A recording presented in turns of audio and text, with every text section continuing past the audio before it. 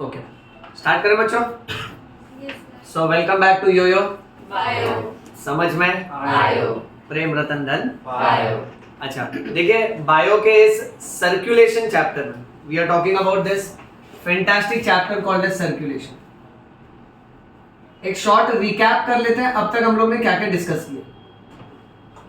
To start with, सबसे पहले हम लोग ने ब्लड और ब्लड सेल्स के बारे में डिस्कस किया था और इससे रिलेटेड एक डिटेल्ड वाला वीडियो है और एक एनसीईआरटी वाला वीडियो है बच्चों। फिर उसके बाद हम लोग गए थे नेक्स्ट सेक्शन पे, जहां पे हम लोग ने ओवरऑल ब्लड क्लॉटिंग, लिम्फ और ब्लड ग्रुप, इस पे एक्सटेंसिव डिस्कशन किया था बच्चों। लास्ट लेक्चर में हम लोग ने टॉपिक को हार्ट के इंट्रोडक्शन पे लाके छोड़ दिया था, तो आज हम लोग सिर्फ और सिर्फ हार्ट के बारे में बात करेंगे। ठीक है, आज के लेक्चर में हमारा चैलेंज ये है कि हार्ट से related external structure of heart, internal structure of heart and conducting system of heart, ये 3 टॉपिक मैं तुमको पढ़ाऊंगा बेटा। सबने सुना टाइटल? बोलिए कौन सा? External structure of heart, internal structure of heart, conducting system of heart. ये 3 टॉपिक सिर्फ इसी पे फोकस करते हैं। और कैसा होगा मालूम बच्चों कि आज का लेक्चर ना थोड़ा सा क्यूरियोसिटी वाला भी होगा, क्योंकि तुमको कुछ कुछ बातें ऐसी पता चलेंगी जो बहुत स्ट्रेंज है, plus at the same time ये बहुत ही सिस्टमैटिक जाएगा, क्योंकि मैं तुमको जिस अप्रोच से सिखाने वाला हूं ना, ये हमारे मेडिकल कॉलेजेस में सिस्टमैटिक अप्रोच के हिसाब से सिखाया जाता है। वैसे यानी अगर आप एनसीईआरटी उठा के देखोगे तो आपको इसमें पैराग्राफ नजर आएंगे, बट हम लोग इसको एकदम कट शॉर्ट करके कट टू कट चलेंगे, टू द पॉइंट बेटा। Okay, now to begin with introduction of heart. अब लास्ट लेक्चर में आधे से ज्यादा इंट्रोडक्शन वाले पॉइंट तो हमने डिस्कस कर लिए थे बेटा, जिसको हम लोग शॉर्ट में एक बार वापस से रिकैप कर लेते हैं।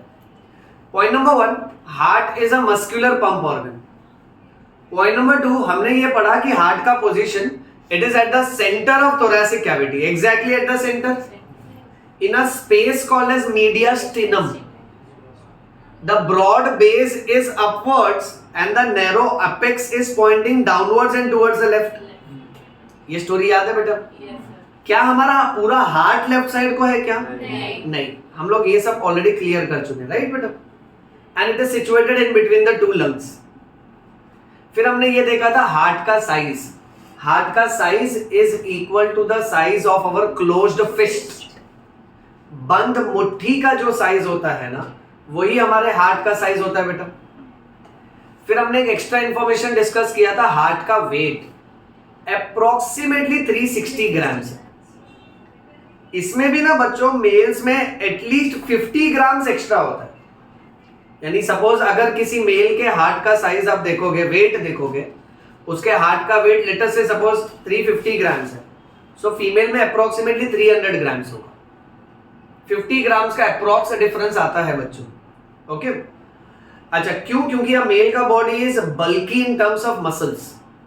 Okay, because of testosterone hormone. इसलिए देखो ना, कोई भी physical activity, heavy lifting, male can do it better because the muscle fibres are trained accordingly by the testosterone hormone बेटा। ओके, अच्छा, फिर उसके बाद हमने ये देखा था कि heart sounds.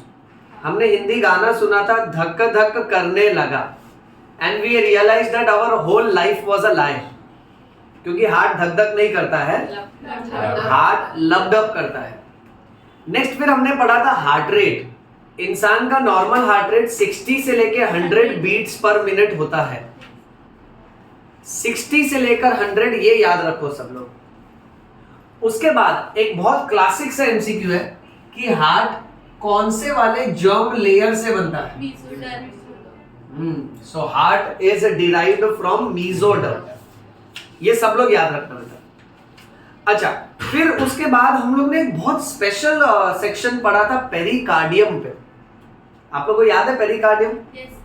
It is the covering of the heart. और जहां हमने बॉक्स डायग्राम की तरह पढ़ा था कि हार्ट के सबसे बाहर की तरफ फाइब्रस पेरिकार्डियम, फिर उसके बाद अंदर सीरस पेरिकार्डियम है, बट ये सीरस पेरिकार्डियम 2 लेयर में डिवाइडेड है। Outer parietal serous pericardium, inner visceral serous pericardium. Are we clear with this बेटा? दोनों पेरिकार्डियम के बीच में, दोनों सीरस पेरिकार्डियम के बीच में जो कैविटी है उसको पेरिकार्डियल कैविटी बोलते हैं, और उसमें जो पानी भरा होता है उसको पेरिकार्डियल फ्लूइड बोलते हैं। एक एक्स्ट्रा इंफॉर्मेशन डिस्कस कर रहा हूं, तुम लोग इस बारे में रीड करोगे, जरा फाइंड आउट करना आप लोग नेक्स्ट क्लास में कि भाई कार्डियक टेम्पोनेड क्या होता है, और इस वीडियो पे लौट आना और इसके कमेंट सेक्शन में पोस्ट करना कार्डियक टेम्पोनेड। ओके, ये लिखे रहने देता हूं, सुनते चलो मुझे। अच्छा, तो बाहर की तरफ fibrous pericardium, let's say suppose for example, हम लोग ऐसा सूखा सूखा बायो नहीं पढ़ेंगे, we will follow our Yoyo strategy. So let's say हमने हमारे फ्रेंड का हार्ट निकाल लिया बाहर, ठीक है, ये दिख रहा है बेटा? हाँ, अब दोस्त का हार्ट निकाल लिया, पहले इसको बंद कर देते हैं, बंद पड़ गया। अब आप मान लो सपोज ये हार्ट नहीं, ये बॉइल्ड पोटैटो है, उबाला हुआ आलू। अब बॉइल्ड पोटैटो में जैसा स्किन रहता है ना, उसका कवरिंग रहता है, वैसे आप सोचो हार्ट का जो आउटर मोस्ट कवरिंग है, पहले मैंने वो निकाल दिया, ये दिख रहा है? हाँ, this is fibrous pericardium. Which pericardium? Fibrous pericardium. इसको सुखाने रख देता है। फिर और एक कवरिंग है, इसको मैं अगर पील ऑफ करके निकालूं, this is parietal serous pericardium. ये दिख रहा है बेटा? हाँ बोलते रहो, नहीं तो तुम्हारा निकालूंगा मैं बाहर। अच्छा, उसके बाद आएगा visceral serous pericardium, next layer. इसी का दूसरा नाम है एपिकार्डियम। क्या नाम है? एपिकार्डियम। हाँ, अब इसके बाद फिर हार्ट के मसल्स चालू हो जाते हैं, उसको बोलते हैं मायोकार्डियम। क्या बोलते हैं? मायोकार्डियम। फिर अंदरूनी लेयर है जिसको बोलते हैं एंडोकार्डियम। क्या बोलते हैं बेटा? एंडोकार्डियम। परफेक्ट, इतना समझा सबको? देखो, पेरिकार्डियम अपने आप में बहुत ही स्पेशल यूनिट है, तुमको उसकी लेयर्स आनी चाहिए बेटा। ओके, अच्छा, अब हम लोग टॉपिक को प्रॉपर्ली आगे ले चलते हैं।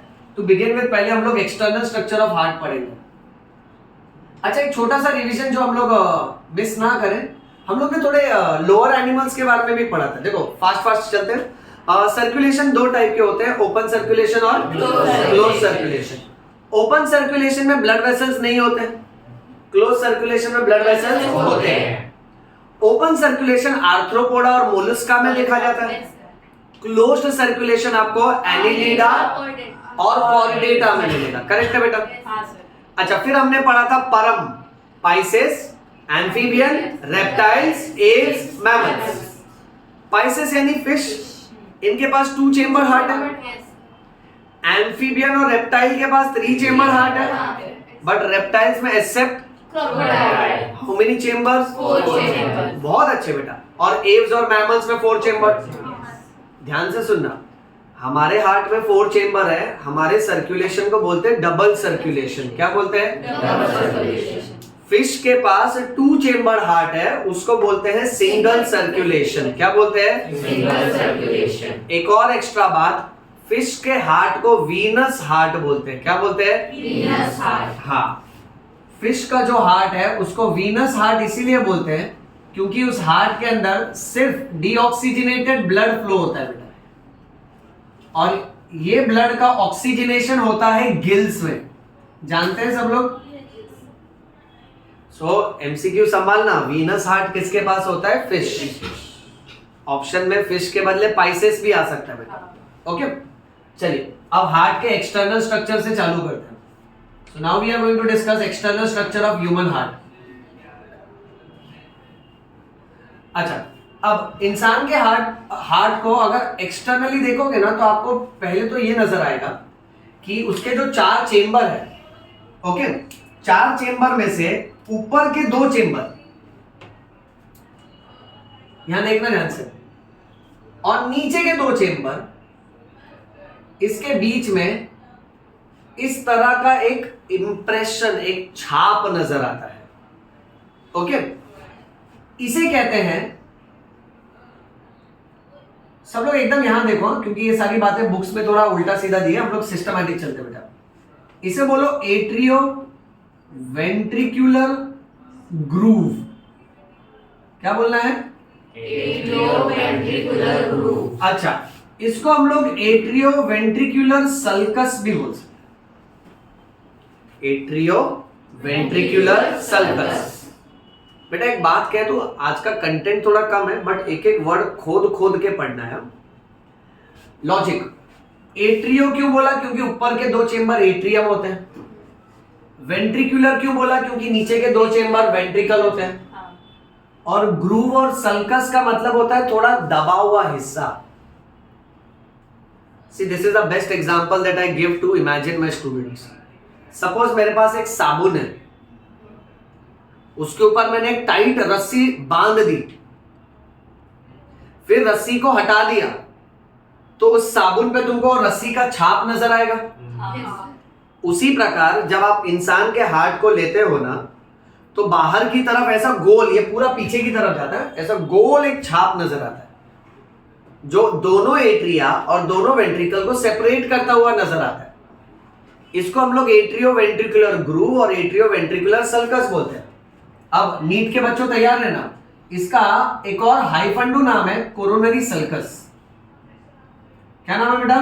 Coronary sulcus. क्योंकि इसकी कहानी ऐसी है, जैसे साबुन पे आपको जो छाप दिख रहा है उसको सल्कस बोला क्योंकि उस छाप के ऊपर रस्सी थी। उसी तरह से हमारे हार्ट पे ये जो छाप नजर आता है ना, इसके ऊपर कोरोनरी ब्लड वेसल्स गोल में ऐसे लपेटे होते हैं बेटा। और अगर हम लोग और डिटेल में चले, कितना प्यारा सा वर्ड है कोरोनरी वर्ड, कोरोना वर्ड से आया है। हाय सर, कोरोना थोड़ी प्यारा है। हाँ ये बात अलग है, स्कूल कॉलेज बंद कर दिया, मजा आ गया था। कोरोना का मतलब होता है क्राउन, यानी ताज। अब ये जो हार्ट है, इसको खून की नस का, ब्लड वेसल का ताज पहनाया गया है, इसीलिए इसको कोरोनरी वेसल्स बोलते हैं। मैं तुमको एक बहुत सुपर्ब सी बात बोलता हूं, 90% लोगों को अगर हम ये पूछे कि यार कोरोनरी का मतलब क्या होता है, तो वो तुमसे कहेगा कोरोनरी का मतलब होता है हार्ट। फिर उससे कहो अरे हार्ट के लिए तो कार्डियो वर्ड है। वो लोग थोड़ा कच्चे लेवल पे इसको जोड़ते हैं कि कोरोनरी यानी हार्ट का ब्लड वेसल्स है ना, तो हार्ट से रिलेटेड है, बट कोरोनरी का मतलब क्राउन होता है। कोरोनरी का असली मीनिंग क्या होता है? क्राउन। हम लोग 12th स्टैंडर्ड में जब रिप्रोडक्शन चैप्टर पढ़ेंगे तो ऐसे वर्ड्स बार बार आएंगे, कोरोना, रेडिएटा, ऐसे बहुत सारे टर्म्स आएंगे। सो जहां जहां कोरोनरी और कोरोना वर्ड आएगा ना, उसका मीनिंग लेने का क्रम है। अच्छा, टॉपिक आगे बढ़ाते हैं बेटा। अब सोचो ऐसा ही एक और सल्कस, एक और छाप नीचे की तरफ है बेटा, और हम लोग देख सकते हैं ये 2 वेंट्रिकल के बीच में। तो चलो इसका भी नामकरण कर देते हैं। इसको हम लोग बोलेंगे इंटर वेंट्रिकुलर ग्रूव, और I can also call it as interventricular sulcus. इस पे भी ना कोरोनरी ब्लड वेसल का ही डिवीजन नीचे की तरफ आता है बेटा। तो अगर ये हार्ट है तो ब्लड वेसल ऐसे भी घूम रहा है और ब्लड वेसल ऐसे भी घूम रहा है बेटा। कितना समझा अच्छे से? जिसमें से ऊपर वाले को कोरोनरी सल्कस भी बोलते हैं बेटा। तो देखो आप पढ़ने के लिए वैसे तो एक ही पॉइंट पढ़ा, बट उसके अंदर की डिटेलिंग देखो बेटा। ओके, चलिए फिर आगे लेते हैं इसको। नेक्स्ट, इंसान के हार्ट को अगर बाहर से देखें सो रफली आपको थोड़ा अंदाजा लगाना पड़ेगा कि इसके अंदर टोटल 4 चेंबर होंगे। लास्ट क्लास ही हम लोग ने किया था बेटा। एक बार fast short form full form. इसको बोलेंगे राइट एट्रियम। थोड़ा ग्रामर भी सिखाता हूं। एक बार में एक बोल रहे हो ना तो एट्रियम बोलने का। एट्रियम यानी सिंगुलर, बट एक बार में अगर आप दोनों को रिफर कर रहे हो तो एट्रिया बोलने का। देख जैसे अगर मेरे को बोलना है ये 2 क्या है तो मैं एट्रिया बोलूंगा, ये क्या है atrium. Language clear? Okay. Atrium का दूसरा नाम ऑरिकल भी है। क्या नाम है? ऑरिकल। अच्छा, बहुत कॉमन प्रोनाउंसिएशन मिस्टेक। एट्रिया को आर्टरी या आर्टीरियम या आर्टीरिया बोलते हैं बच्चे, यानी जो खून की नस होती है ना आर्टरी, उसमें ए के बाद र का प्रोनाउंसिएशन आता है। एट्रिया में र नहीं डालना है बीच में, तो गड़बड़ मत करना बेटा, वो संभाल के बोलने का, ठीक है? एट्रियम या ऑरिकल बोल सकते हैं। चलो next, this will be right ventricle, फटाफट भर देते बेटा। फिर बता, लेफ्ट एट्रियम भी बोल सकते हैं और ऑरिकल भी बोल सकते हैं, और फिर लेफ्ट वेंट्रिकल। ओके, बट अब जो 4 चेंबर को डिवाइड कर रहे हैं उसका पार्टीशन भी देखना पड़ेगा। ओके, पार्टीशन देखते जाओ एक एक करके। दोनों एट्रिया के बीच में जो पार्टीशन है ये, इसको बोलते हैं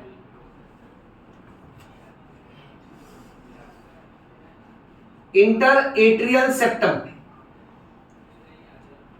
कनक इसका मीनिंग बता दो मुझे। इंटर मतलब क्या होगा? हाँ, अरे तुमसे क्यों पूछा, मेरे को राशि से पूछना चाहिए। राशि इंटर मतलब बिटवीन। अच्छा, और एट्रियल क्यों बोला? दो एट्रियम के बीच में ना। और सेप्टम यानी पार्टीशन।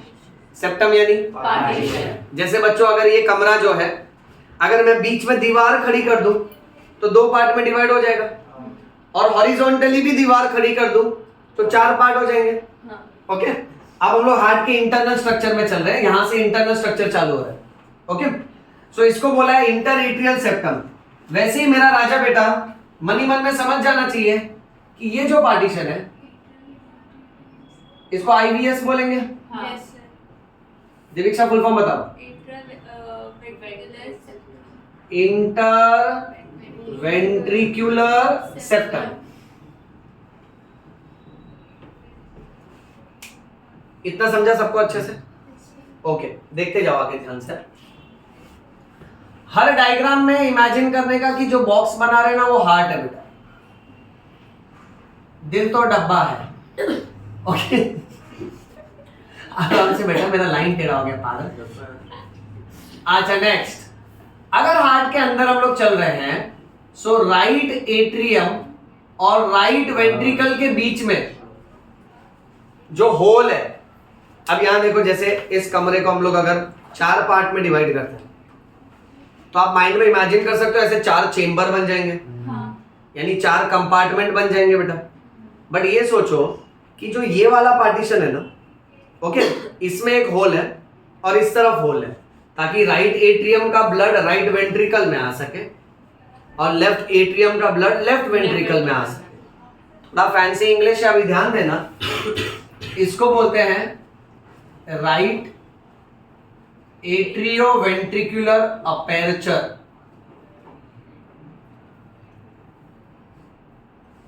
जहां पे बच्चा तुमको याद रखना है कि अपेर्चर का मतलब होता है होल। उसी तरह से तुम ये कनेक्ट कर जाओ कि इसको हम लोग बोलेंगे लेफ्ट एट्रियो वेंट्रिकुलर अपेर्चर।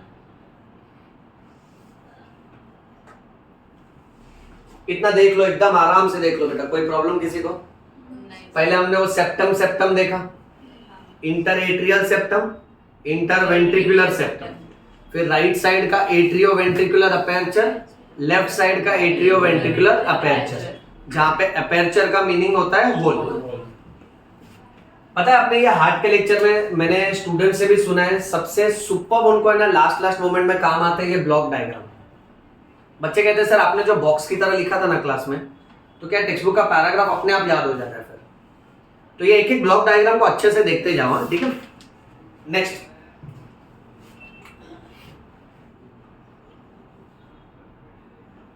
अब हार्ट के अंदर नेक्स्ट रूल ऐसा है बच्चों कि हमारे हार्ट में जो राइट साइड का चेंबर है, राइट एट्रियम और राइट वेंट्रिकल, इसमें सिर्फ और सिर्फ डीऑक्सीजनेटेड ब्लड भरा होता है।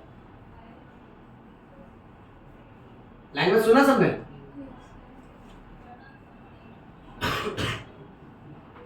श्रेयस, डीऑक्सीजनेटेड ब्लड यानी क्या बेटा? जिस ब्लड में ऑक्सीजन नहीं रहता। करेक्ट, तो हम लोग ये बोल सकते हैं कि ऑक्सीजन होगा भी तो भी बहुत कम होगा, और रिवर्स में बेटा उसमें कार्बन डाइऑक्साइड ज्यादा होगा। करेक्ट है? देखते जाओ सब लोग ध्यान से। नेक्स्ट, इंसान के हार्ट के लेफ्ट साइड में सिर्फ और सिर्फ ऑक्सीजनेटेड ब्लड भरा होता है।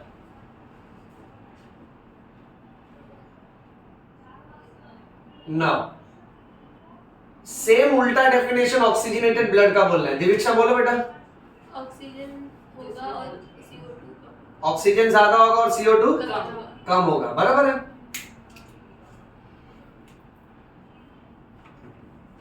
अच्छा, moving on to the next rule. बच्चों, अब हार्ट से कनेक्टेड ब्लड वेसल्स पढ़ेंगे थोड़ी देर में, बट ब्लड वेसल का एटलीस्ट एक बेसिक पॉइंट यहां याद रखना है। हालांकि मैं एक लेक्चर में ब्लड वेसल अलग से ही बहुत डिटेल कराऊंगा, तब तो पूरा टॉपिक खोद डालेंगे एकदम हम लोग, उसका एक एक बारीकी वाला पॉइंट खोद खोद के निकालेंगे अच्छे से बेटा। ओके, बट अभी तुमको क्या याद रखना मालूम है? ब्लड वेसल्स में रिमेंबर आर्टरी और वेन, दो तरह का ब्लड वेसल्स। रूल नंबर 1, ए से आर्टरी, ए से away. Artery will always carry blood away from the heart, veins will always bring blood towards the heart. Next rule मेरे सारे बच्चे याद रखेंगे कि आर्टरी के अंदर हमेशा आपको मिलेगा oxygenated blood, accept pulmonary artery and umbilical artery. Whereas veins के अंदर आपको हमेशा मिलेगा deoxygenated blood, accept pulmonary vein and umbilical when. आराम आराम से प्यार मोहब्बत से समझते हैं इस बात को। देखो, हमारे पास ना खून की नस दो तरह की होती है। जैसे आपके घर पे जो पानी का पाइप होता है ना, वो दो तरह का होता है। एक जो पीने का पानी ले आ रहा है आपके पास, दूसरा जो बाथरूम का गंदा पानी ले जा रहा है घर से। देखो ना, वही तो डेफिनेशन लिखा है ना। मान लेते हैं हमारा घर हार्ट की तरह है, तो एक पाइप ऐसा है जो हार्ट के पास ब्लड लेकर आ रहा है, और एक ऐसा है जो हार्ट से दूर ले जा रहा है ब्लड को। नेक्स्ट, आर्टरी नाम की जो पाइप है ना, उसको अगर खोल के देखेगा तो उसमें जो ब्लड भरा पड़ा है वो सब ऑक्सीजनेटेड ब्लड होता है, यानी उसमें ऑक्सीजन की मात्रा बहुत ज्यादा होती है बच्चों। सारी आर्टरी के अंदर ऑक्सीजनेटेड ब्लड होगा accept pulmonary artery. Umbilical artery आपके सिलेबस में है ही नहीं। अगर आप एमबीबीएस करते हो तब जाके फर्स्ट ईयर सेकेंड ईयर में आपको ये बात समझ में आएगी, बट मैंने अभी से बता के रखा है ताकि कहीं भी अगर रिलेट करो, एक्स्ट्रा पढ़ो, तो आपको कुछ नया नहीं लगना चाहिए। ओके, अब पॉइंट ऐसा है कि सब आर्टरी में ऑक्सीजनेटेड ब्लड होगा, बट पल्मोनरी आर्टरी और अम्बलिकल आर्टरी में उल्टा होगा, उसमें डीऑक्सीजनेटेड ब्लड होगा। ये समझे? आगे देखो, सब वेन्स में डीऑक्सीजनेटेड ब्लड होगा, बट पल्मोनरी वेन और अम्बलिकल वेन में ऑक्सीजनेटेड ब्लड होगा। अब ये कैसी बात है? एक एग्जांपल देता हूं, आर्टरी का एग्जांपल। जैसे जो आर्टरी सपोज मेरे लीवर में गई तो वो हिपैटिक आर्टरी, मेरे किडनी में गई तो रीनल आर्टरी, सुना है ना? करेक्ट। ओवरी में गई तो ओवेरियन आर्टरी। ओके, सो जिस ऑर्गन में जाती है उसका नाम वैसे रख दिया जाता है। सो सब आर्टरी के अंदर ऑक्सीजनेटेड ब्लड होगा, बट लंग्स वाली जो आर्टरी है ना, पल्मोनरी, उसमें उल्टा ही रूल चलता है, उसमें तुमको डीऑक्सीजनेटेड ब्लड मिलेगा। वैसे ही बच्चों, सारे वेन्स में तुमको डीऑक्सीजनेटेड ब्लड मिलेगा, बट पल्मोनरी वेन में ऑक्सीजनेटेड ब्लड मिलेगा। बहुत डेंजर रूल है बच्चे, ये भूल जाते हैं, बार बार बोलने पर भी भूल जाते हैं। मैं इस पे बहुत जोर दे रहा हूं, तुम लोग इसको मत भूलना बच्चों, आगे देखो बहुत जबरदस्त काम आएगा ये। ओके, और रही बात अम्बलिकल आर्टरी और वेन की, तो तुमको मालूम है छोटे बच्चे के एब्डोमेन में से एक पाइप निकलता है बेटा, करेक्ट है ना? इसको अम्बलिकल कॉर्ड बोलते हैं, ये प्लेसेंटा से कनेक्टेड होता है। ओके, सो अम्बलिकल कॉर्ड के अंदर जो आर्टरी और वेन होती है उसको अम्बलिकल आर्टरी और अम्बलिकल वेन बोलते हैं। ओके, चलिए आगे बढ़ते हैं। अब ना इस पूरे प्रेजेंटेशन का सबसे मेन वाला पार्ट आता है, इंसान के हार्ट के अलग अलग कनेक्शंस। चलो फटाफट इमेजिन कर लेते हैं। लेट्स से दिल तो डब्बा है, okay, right atrium, right ventricle, left atrium, left ventricle. अब बात ऐसी है कि राइट एट्रियम में बॉडी के अपर हाफ से ब्लड को लेकर आने का काम है एसवीसी का। किसका बेटा? हाँ, call it as superior vena cava. Full form repeat करो, सुपीरियर वेना केवा। वैसे ही बॉडी के लोअर हाफ से ब्लड को हार्ट तक पहुंचाने का काम है दूसरे ब्लड वेसल का, जिसका नाम है आईवीसी। यस मेरा बेटा, इंफीरियर वेना केवा।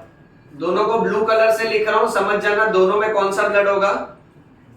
डीऑक्सीजनेटेड। ओके, फिर क्या होता है, राइट एट्रियम इस ब्लड को भेज देता है राइट वेंट्रिकल के पास। अब राइट वेंट्रिकल से ब्लड बाहर निकलता है एक और ब्लड वेसल के थ्रू, जिसको हम लोग बोलते हैं पल्मोनरी आर्टरी। देख लो, भले आर्टरी है बट मैं ब्लू कलर से दिखा रहा हूं उसको। पल्मोनरी का meaning is it is related to lungs. Okay बेटा,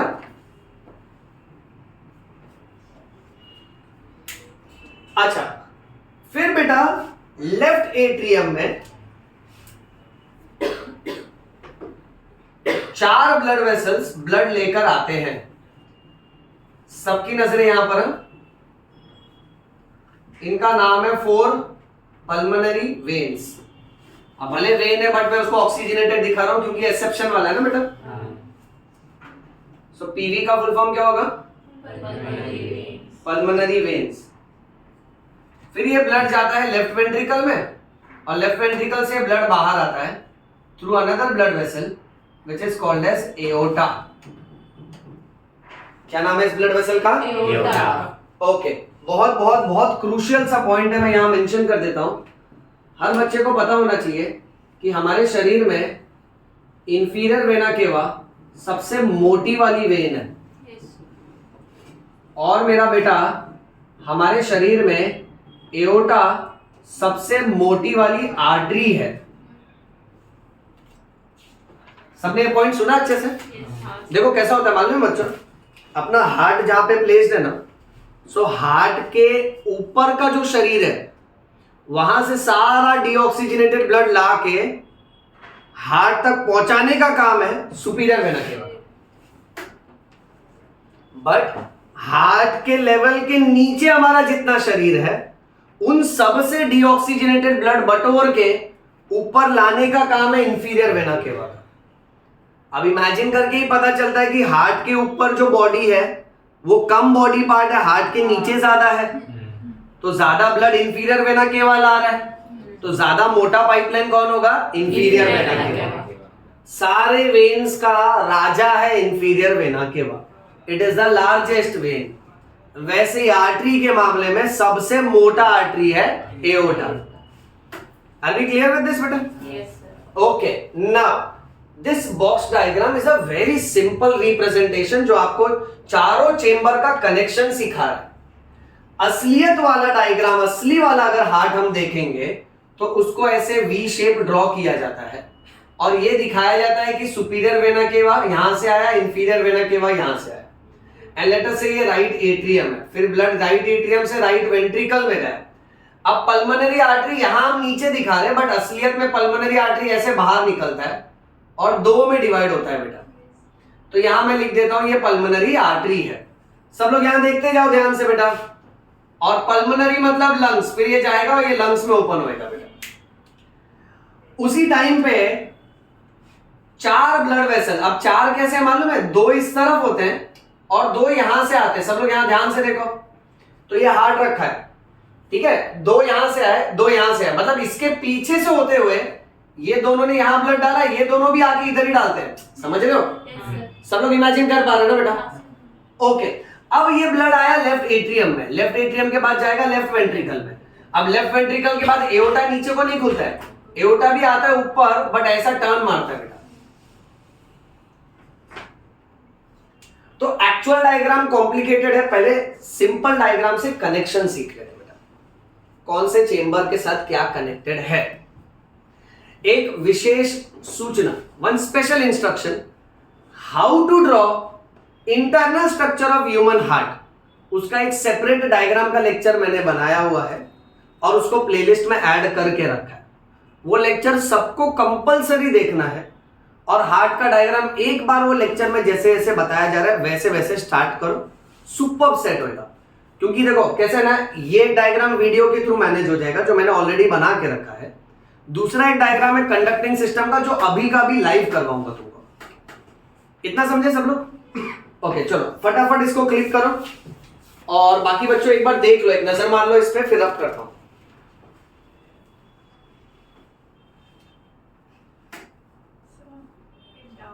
बोलो बेटा। सर ये जो कोरोनरी सर्कस है उसमें ऑक्सीजनेटेड ब्लड होते हैं, डीऑक्सीजनेटेड? हाँ, ये जो कोरोनरी वेसल्स होती है ना, इसमें कोरोनरी आर्टरी और वेन्स दोनों होती है। कोरोनरी आर्टरी जो होती है ना वो हार्ट को अच्छा ब्लड देती है, artery will follow the same rule, okay. और कोरोनरी वेन जो होती है ना वो हार्ट का डीऑक्सीजनेटेड ब्लड ले लेती है और वो जाके ओपन होती है एक और ओपनिंग में जिसको कोरोनरी साइनस बोलते हैं, ओके, जो थोड़ी देर में हम लोग और डिटेल में डिस्कस करेंगे। इतना देखा सबने बेटा? ओके, तो इस पाइप के अंदर सब लोग याद रखना दोनों है, कोरोनरी वेसल्स यानी दोनों, कोरोनरी आर्टरी भी और कोरोनरी वेन भी। अच्छा एक बार इस पे नजर मार लो ना, तब तक मैं ये रब कर लेता हूं बेटा। ये बहुत इंपॉर्टेंट है, अभी देखो हम लोग क्या बात करने वाले हैं ना, अलग लेवल पे।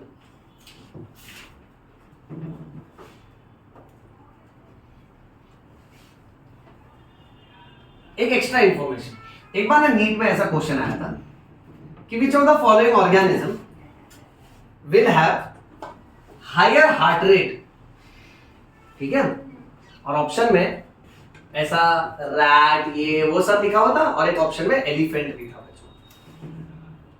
अब यहां पे एक आश्चर्यचकित वाली बात ऐसी है कि जो जानवर बड़ा होता है उसका हार्ट रेट उतना स्लो होता है। सब लोग ध्यान से सुनना, जो जानवर जितना बड़ा होता है उसका हार्ट रेट उतना स्लो होता है। अब उस क्वेश्चन में क्या हो ना, मेजॉरिटी बच्चे सोचे ज्यादा हार्ट रेट पूछा है और ऑप्शन में सबसे बड़ा जानवर था एलिफेंट। मेजॉरिटी बच्चों ने एलिफेंट मार्क किया और बोले कितना इजी पूछा था। अब हार्ट रेट यानी आपका हार्ट कितनी बार बीट कर रहा है।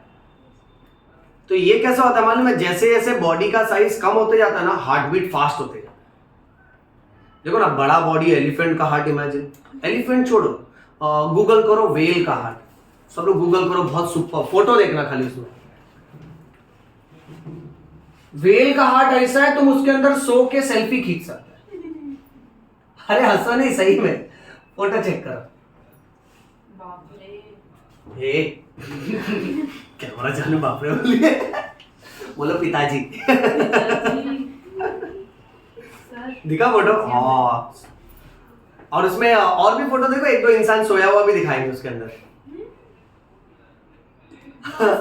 आराम से उसके ब्लड वेसल में आप घुस सकते हो, इतना बड़ा होता है। हाँ, अब better photo, yes, blue whale का सबसे बड़ा। लाओ दिखाओ वाला फोटो दिखाओ शुभ। सर ये भी है। हाँ यस, ये देखो, ये आपको एक परफेक्ट आइडिया दे देता है।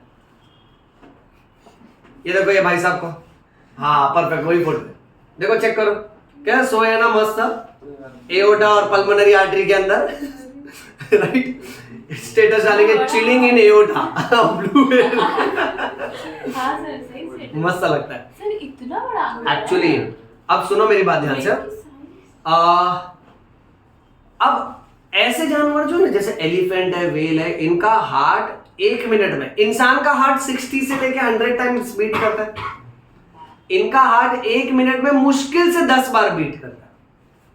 और सिंपल सी बात है ना, इतना बड़ा हार्ट, इमेजिन वेल का हार्ट, वन कॉन्ट्रैक्शन लेग हपौड़, तो यू डोंट नो धॉप धॉप धॉप धॉप इट विल बीट। एक कॉन्ट्रैक्शन मारा फिर रुक जाता है वो, फिर आराम से कॉन्ट्रैक्ट होगा। वही ना, अगर तुम इफ इन केस रैबिट का सोचोगे ना, उसका heart rate 300 beats per minute, rat का 500 beats per minute. So whale का हार्ट इज लाइक लोबडो लोबडो, रैट लाइक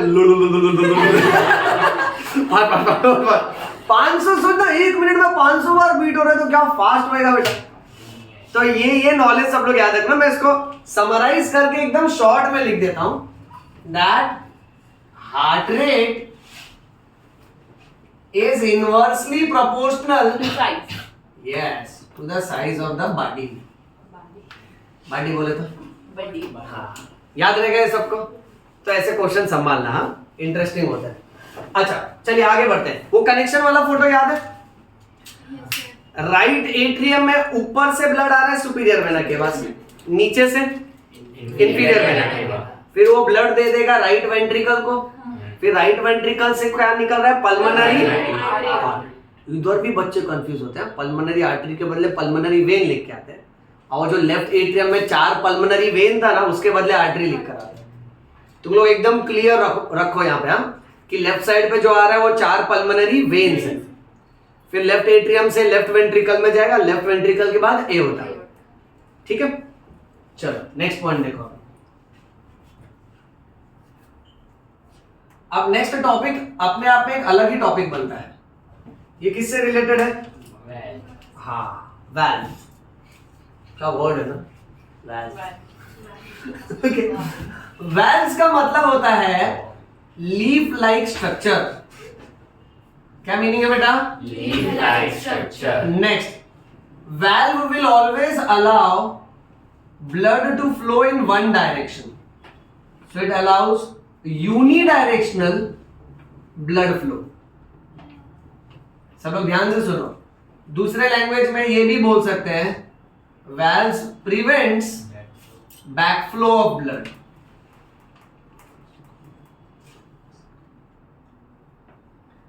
अच्छा अभी सब लोग यहां ध्यान से देखो बेटा। सपोज फॉर एग्जांपल लेट से ये पाइप है, ओके, और इस पाइप के अंदर ना यहां पर, everybody please look here, okay, मैंने ना यहां पे एक स्टील का रिंग बैठाया है, और उस रिंग के ऊपर ना बेटा let us imagine suppose for example कि इस तरह का मैंने 2 ढक्कन बैठाया। थोड़ा इसको इमेजिन करो, जैसे सपोज फॉर एग्जांपल लेट से ये रिंग है, और इस रिंग पे ना 2 फ्लैप है। ठीक है, अब इस रिंग को ऐसा रखते हैं, माइंड में सोचो जब पानी आएगा तो फ्लैप खुल जाएगा, तो पानी जाएगा यहाँ पे। अच्छा, बट उसके बाद जब तक पानी धक्का मार रहा है तो पानी उसको खोल देगा बेटा। फिर अगर वो बंद हो गया तो क्या पानी वापस जा पाएगा? तो इसको हम लोग वैल्व बोलते हैं। क्या बोलते हैं बेटा? वैल्व क्या होता है? ये फ्लैप्स की तरह होते हैं बेटा। These are leaf like structure. ये एक बार खुला ना तो ब्लड नीचे गिर जाएगा, फिर अगर ये बंद हो गया ना तो ब्लड वापस ऊपर नहीं आ सकता। So it prevents backflow of blood. अब अपने को ना नीट के हिसाब से अलग अलग वैल्व का नाम याद रखना पड़ेगा। ओके, छोटे छोटे फ्लो चार्ट्स में दिखाता हूं, ध्यान से देखना। सबसे पहले हम लोग चालू करेंगे एट्रियोवेंट्रिकुलर वैल्व से बेटा। एट्रियोवेंट्रिकुलर वैल्व नाम से पता चल रहा है कि ये एट्रियम और वेंट्रिकल के बीच में है। ओके, एट्रियोवेंट्रिकुलर वैल्व में we can classify them as left atrioventricular valve, जिसको शॉर्ट में लेफ्ट एवी वैल्व बोलते हैं, एंड नेक्स्ट विल बी बेटा राइट एवी वैल्व। अब इसमें दोनों तरीके से ड्रॉ करके दिखाता हूं। लेट अस से suppose for example human heart, left atrium और लेफ्ट वेंट्रिकल, इसके बीच में ये जो होल है, पता है इसको हम लोग एट्रियोवेंट्रिकुलर अपर्चर बोल रहे थे। अब इंग्लिश सुनो, atrioventricular aperture is guarded by 2 flap. That is why these 2 flap वाला valve is called as bicuspid valve. And मेरा बेटा bicuspid valve is also called as mitral valve. अब बच्चों एक मेरी मदद करो, जरा गूगल करो व्हाट इज माइटर। ये जो माइट्रल नाम है ना, इसको गूगल करो, माइटर करके एक वर्ड होगा, और इमेजेस चेक करो बेटा। इन जनरल कभी भी किसी से भी पूछना ना कि माइट्रल क्या होता है, तो लोग बोलते हैं माइट्रल बाइकस्पिड का ही दूसरा नाम है, बट उसको माइट्रल क्यों बोला है वो चेक करना पड़ेगा। श्रेयस लाओ, परफेक्ट है वो।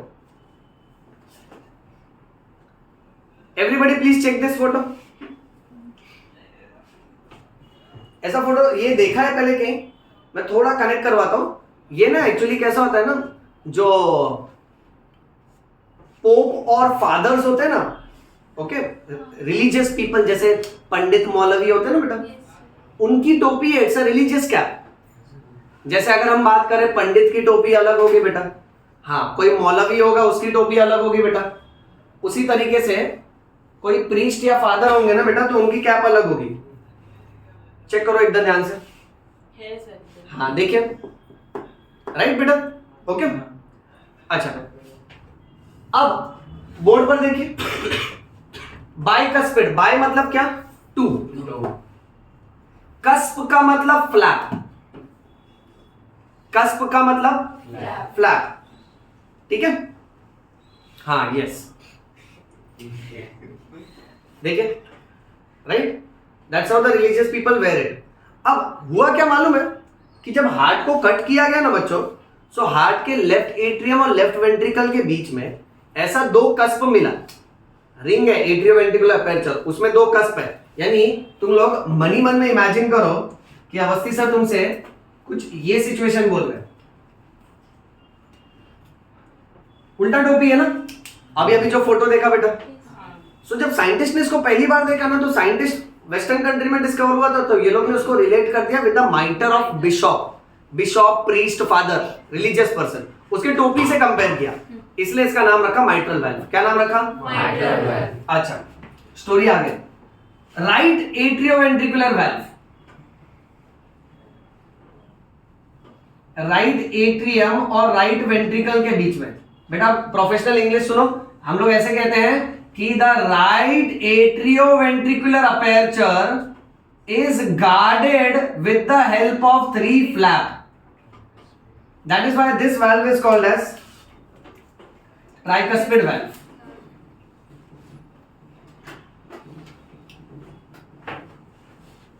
इतना नॉलेज याद रहेगा सबको। हमारे हार्ट के सोचो, ये भी नीट में आया हुआ है कि बाइकस्पिड कहां पर है और ट्राइकस्पिड कहां पर है, और है ना एक्चुअल आंसर यही है कि बाइकस्पिड लेफ्ट एट्रियम और लेफ्ट वेंट्रिकल के बीच में, और ट्राइकस्पिड राइट एट्रियम और राइट वेंट्रिकल के बीच में। और बच्चे ना इसमें कंफ्यूज हो जाते हैं, इसको एकदम अच्छे से देख के रखो। प्लस कभी कभी ये भी पूछते हैं कि माइट्रल वाल्व किसका दूसरा नाम है, तो बहुत से लोग ट्राइकस्पिड मार्क कर देते हैं, mitral valve is another name for bicuspid valve. इतना समझा? ओके नेक्स्ट, फिर डायरेक्ट इंफॉर्मेशन है, मैं मेंशन कर देता हूं। हार्ट के राइट साइड में, राइट एट्रियम में, लुक हियर, राइट एट्रियम में एक होल होता है जिसको बोलते हैं कोरोनरी साइनस। क्या बोलते हैं बेटा? कोरोनरी साइनस में हार्ट का सब डीऑक्सीजनेटेड ब्लड आके ओपन होता है। जैसे मान लेते हैं हार्ट में जितने भी तरह तरह के वेन्स हैं, वो सारे वेन्स आके यहां पर ओपन होते हैं। जैसे सबके घर का वॉशरूम का पाइप आके एक बड़े गटर में आके ओपन हो गया, तो ये कोरोनरी साइनस, इसमें जो वाल्व होता है ना, उस वाल्व का नाम है थिबेशियन वाल्व। क्या नाम है बेटा? अच्छा नेक्स्ट स्टोरी, इंफीरियर वेना केवा, इसके अंदर एक वाल्व होता है जिसको बोलते हैं यूस्टेशियन वाल्व। क्या बोलते हैं बेटा? Eustachian valve. Okay next direct MCQ, हमारे एओर्टा और पल्मोनरी आर्टरी के अंदर there is one valve which is called as a semi-lunar valve, और semi-lunar valve में भी 3 कस्प होते हैं, कस्प यानी फ्लैप, बट इसका नाम सेमी लूनार क्यों रखा? देखो इसका नाम भी ट्राइकस्पिड रखते तो दोनों नाम सेम हो जाता। अब इसके जो तीनों कस्प है ना, तीनों फ्लैप जो है वो हाफ मून शेप के है। सेमी मतलब हाफ, लूनार यानी मून, जैसे सोलार यानी सन। ओके अब वाल्व से रिलेटेड हम लोग कैसे इसको याद रखें अपने योयो स्टाइल में? सब लोग इसको अभी एकदम ध्यान से सुनना, मैं कुछ ट्रिक्स के हिसाब से बताता हूं ताकि अपने को इसमें कंफ्यूजन नहीं चाहिए। ट्रिक नंबर 1, सब लोग ये याद रखो कि बायो जो है वो अपने बाएं हाथ का खेल है।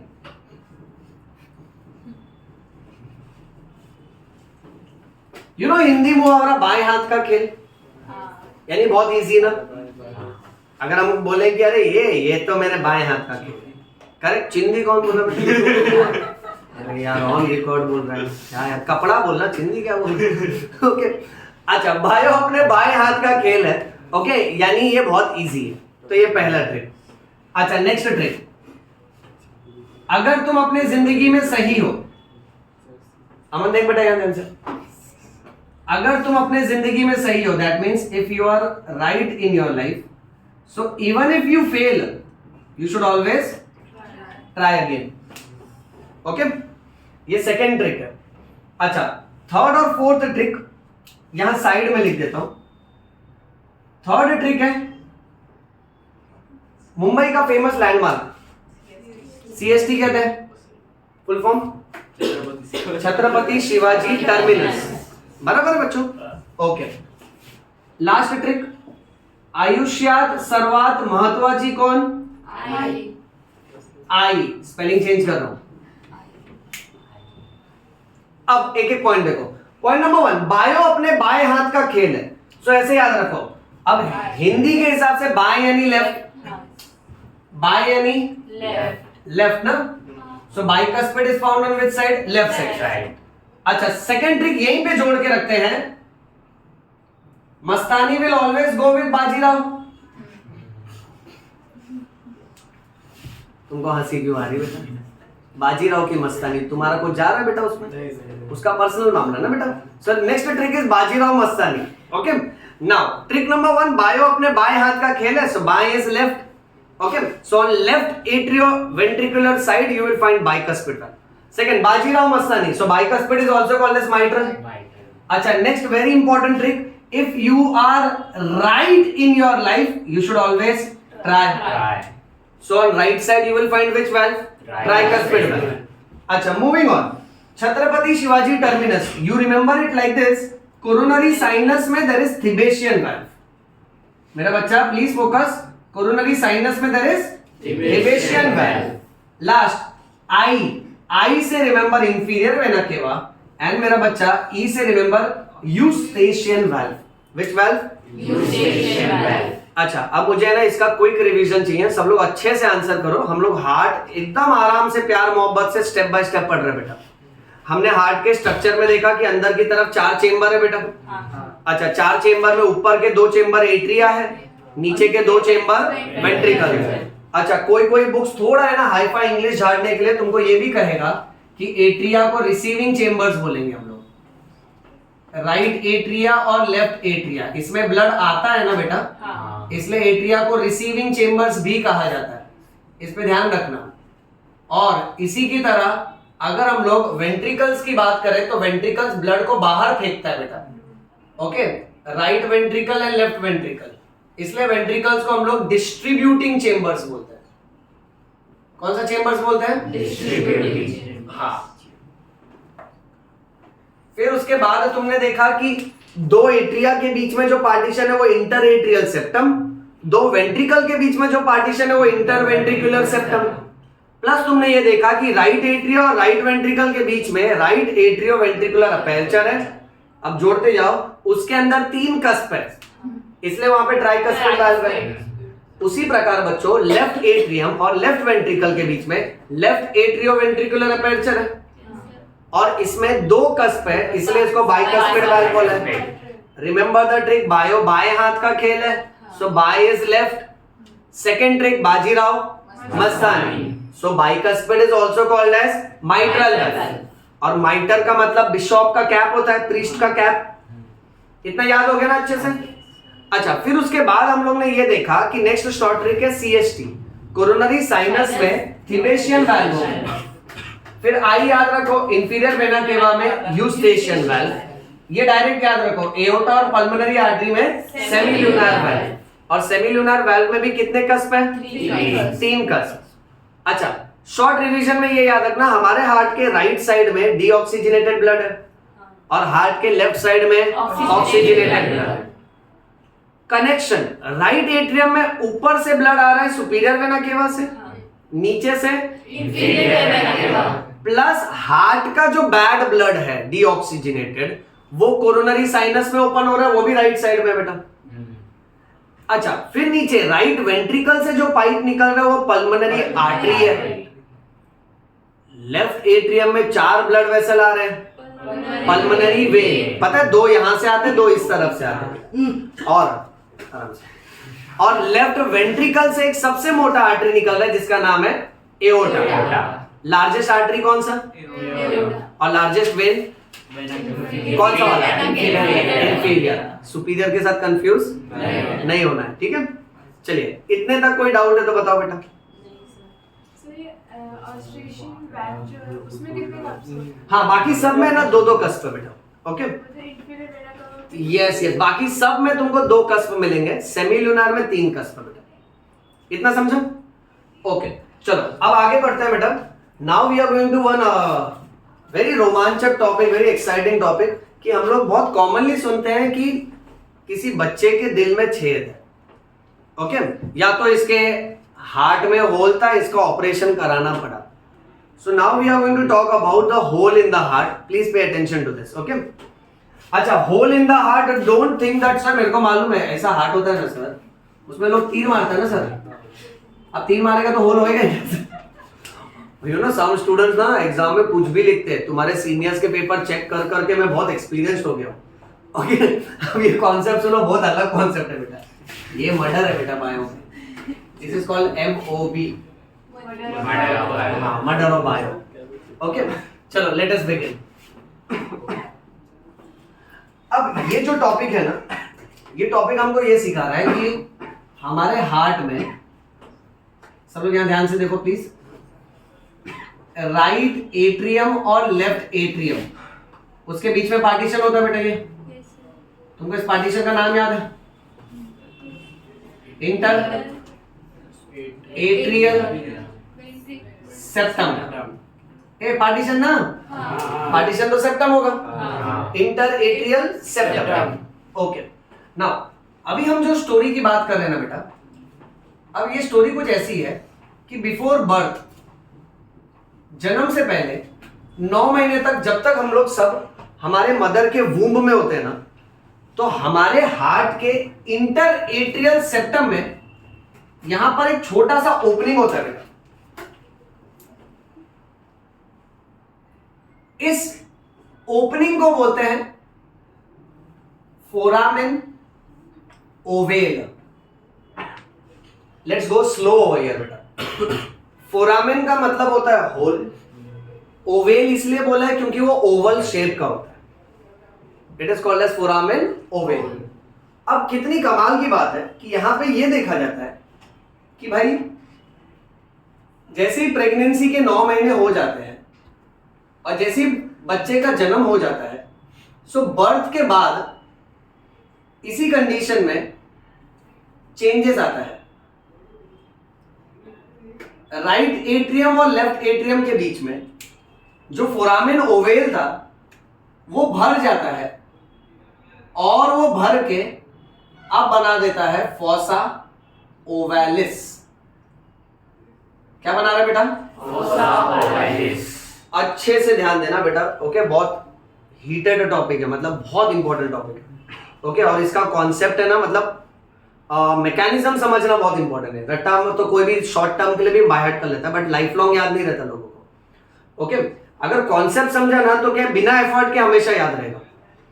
सो मैं तुमसे ये कह रहा हूं कि जब तक हम लोग 9 महीने मदर के वूम में रहते हैं ना, तो हमारे दोनों एट्रियम के बीच में होल होता है, उसको फोरामेन ओवेल बोलते हैं। और सोचिए, पैदा होने के बाद ये होल भर जाता है, और होल भरने के बाद उसका जो थोड़ा सा डिप्रेस्ड एरिया, ओके, जैसे सपोज फॉर एग्जांपल ये दीवार में छेद है, ठीक है, अगर वो छेद आर पार दिख रहा है तो मैं उसको फोरामेन बोलूंगा, बट मैंने उसको सीमेंट से भर दिया है और भरने के बाद भी पता चलता है कि हाँ यहाँ पे ये अभी अभी भरा गया है।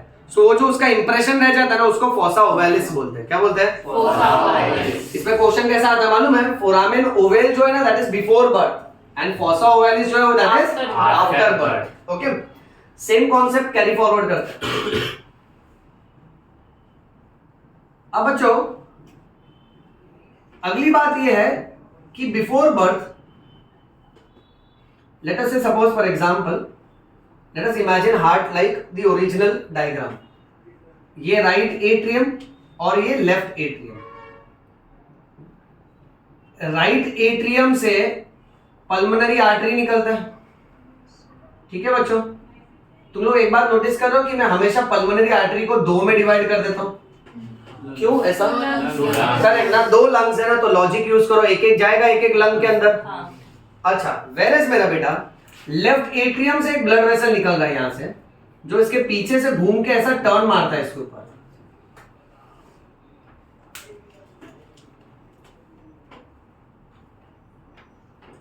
ओके चलो कैच करो, ये जो रेड वाला है इसका नाम क्या है?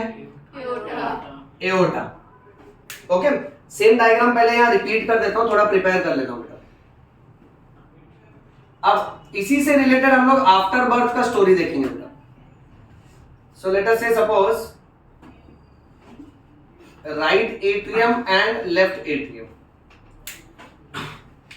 पल्मोनरी आर्टरी को ब्लू से क्यों दिखा रहा हूं? हाँ, लॉजिक समझ रहे हैं ना? भले आर्टरी है बट एक्सेप्शन वाला आर्टरी है ना। और ये एओर्टा। चलो, अब कमाल की बात यह है कि एओर्टा और पल्मोनरी आर्टरी में बर्थ से पहले एक पाइप होता है जो दोनों को कनेक्ट करता है। मेरा बेटा इस पाइप को बोलना है डक्टस आर्टीरियोसस। क्या बोल रहे हैं इसको? ओके, देखो परेशान मत हो, एक एक वर्ड को तोड़ के लेते हैं। डक्टस क्यों? क्योंकि डक्ट है, डक्ट यानी फाइन ट्यूब, जैसे salivary duct, pancreatic duct, common bile duct होता है ना। सो डक्ट का मतलब एक पतला ट्यूब है बेटा। और आर्टीरियोसस क्यों बोला है? क्योंकि आर्टरी और आर्टरी को कनेक्ट कर रहा है ना। एओर्टा भी एक आर्टरी है और पल्मोनरी वाला भी आर्टरी है बेटा। अब इसमें आश्चर्यचकित वाली बात यह है कि जन्म के बाद ये डक्टस आर्टीरियोसस भर जाता है। अब ये पाइप नहीं रहा, ये रस्सी जैसा बन गया। अब इसका नाम है लिगामेंटम आर्टीरियोसम।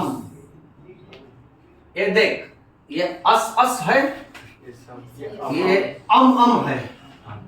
थोड़ा फोकस करो, अमन नहीं है, अम है। Okay, ductus arteriosus, ligamentum arteriosum. तुम सबको मालूम है ligament is a cord like structure, धागे की तरह होता है। तो देखो इसको मैं डक्ट नहीं बोल सकता, अब ये भर गया ना, इसमें फाइबर्स डिपॉजिट हो गए, राइट? अच्छा, यहां पे ये कंटेंट फिनिश हो जाता है, बट अवस्थी सर हमेशा ये कंटेंट को ना एक स्टेप आगे ले जाते हैं, जहां पे सर तुमसे ये कहना चाहते हैं कि बच्चों let us start thinking and let our चोटी स्टैंड, बिकॉज चोटी is a sign of intelligence. Chanakya चोटी। ओके, सवाल ये है चोटी इसलिए खड़ी हो रही है कि सर अगर ये होल और ये पाइप को भरना ही था तो भगवान ने ये दिया ही क्यों ना? जब अल्टीमेटली इसको सील ही करना था तो इसको दिया ही क्यों? सो डेफिनेटली इसके पीछे कोई ना कोई मैकेनिज्म और रीजन होगा। बहुत सुपर्ब सा आइडिया है। ओके, ध्यान से देखते जाना बेटा। अब मुझे ना वो कॉन्सेप्ट चाहिए, वो कनेक्शन याद है चारों चेंबर्स के? चारों चेंबर्स के कनेक्शन याद है ना? ओके, अब बात ऐसी है बच्चों, इफ यू नोटिस दैट कि जब भी है ना किसी बच्चे का जन्म होता है तो चाइल्ड बर्थ के टाइम पे doctors are very much interested in this of the baby. Crying. Correct. If the baby does this, the doctor does this. And if the baby does this, then the doctor does this. Understand the relation ना? बच्चा जैसे ही पैदा होता है ना, doctors are interested ये रोना चाहिए। Not because डॉक्टर जल्लाद होता है कि ये रोना चाहिए, they are very rude people. No, there is a mechanism. But अगर बच्चा नहीं रोया ना तो दिल में डॉक्टर बहुत रोता है, क्योंकि डॉक्टर को मालूम है अगर ये ऐसा नहीं रोया, कोई हरकत नहीं किया तो अपने को अर्जेंसी में कुछ ना कुछ प्रोसीजर करना पड़ेगा, बहुत मगजमारी हो जाएगा, और else the child will pass away, we will have to save that child. See, if the child cries immediately, na, the doctor is very happy. Hush, everything is normal. But if the child doesn't cry, the doctor cries कि अरे अब मेरे को emergency में कुछ ना कुछ handle करके इसको ठीक करना पड़ेगा। अब बात ऐसी है कि जब भी हम लोग बच्चे के जन्म की बात करते हैं ना, we all are interested in cry of the baby, because medical में क्या एक सुपर सी बात कही है, दैट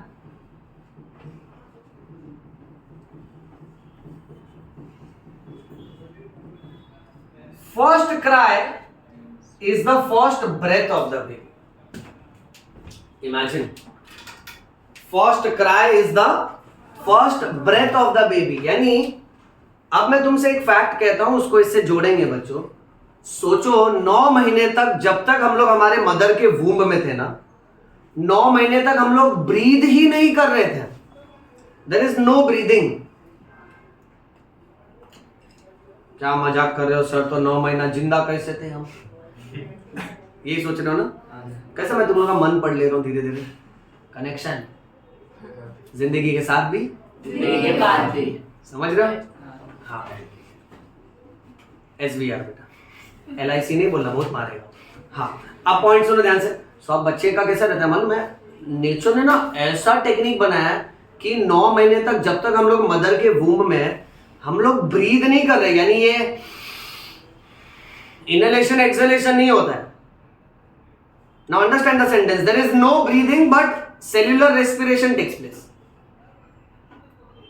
क्योंकि हम लोग इनहेलेशन एक्सहेलेशन नहीं करते हैं, बट अपने को रेडीमेड ऑक्सीजन मिल रहा है थ्रू अम्बिलिकल कॉर्ड।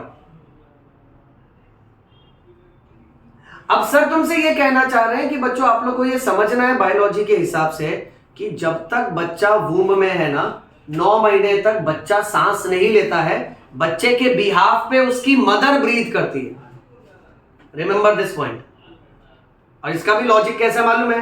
एक नॉन प्रेग्नेंट स्टेट में, मतलब मान लेते हैं अगर एक औरत प्रेग्नेंट नहीं है, आप ध्यान से बैठ के उसका चेस्ट राइज एंड फॉल देखो कि वो 1 मिनट में कितनी बार सांस लेती है। आप ये पाओगे कि वो 1 मिनट में सपोज 12 बार सांस ले रही है under normal relaxed condition. But जब वही औरत प्रेग्नेंट हो जाएगी ना, तो वो 1 मिनट में उसका ब्रीदिंग रेट चेक करना, सपोज उसका ब्रीदिंग रेट आपको मिलेगा 20 ब्रेथ पर मिनट। शुरुआत में कितना था? 12। अब कितना हो गया? 20। यानी हर मिनट में कितनी सांसें एक्स्ट्रा खींच रही है मदर? 8। वो 8 एक्स्ट्रा ब्रेथ किसके लिए ले रही है? वो बच्चे के लिए। तुम समझ रहे हो बेटा? अब है ना, देखो मैं तुमको बायोलॉजी थोड़ा किनारे, understand the importance of mother. Just imagine mother, हम लोग वूम्ब के बाहर भी आ जाते हैं तो भी इतना केयर करती है। और गॉड ने क्या मतलब एकदम ये डिवाइन फीचर मदर को अलॉट किया कि भाई यू आर सक्षम to do this. Okay, and that's the greatness and the power of mother कि जब हम वूम्ब के बाहर भी आ जाते हैं तो फिर भी हमारा केयर करती है।